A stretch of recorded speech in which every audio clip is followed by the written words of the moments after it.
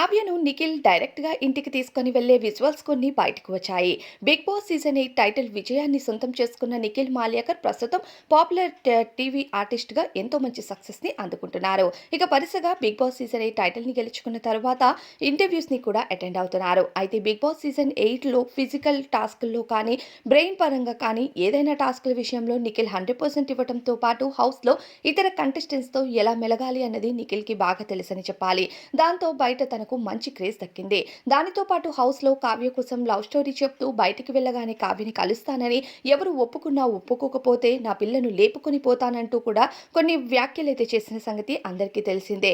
మరి అనుకున్నట్టే 'big boss' season 8 టైటిల్‌నైతే గెలుచుకోవడం జరిగింది. 'బిగ్ బాస్' సీజన్ 8 హౌస్ నుంచి కూడా బయటకు వచ్చేసారు నిఖిల్ మాల్యాకర్. ఇక ప్రస్తుతం కొన్ని ఇంటర్వ్యూస్ కూడా అటెండ్ అవుతూ నిఖిల్ బిజీగా ఉన్నారు. ఈ తరుణంలోనే నిఖిల్ తన మదర్‌ని ఒప్పించే ప్రయత్నం చేస్తానంటూ హౌస్‌లో తెలియజేశారు.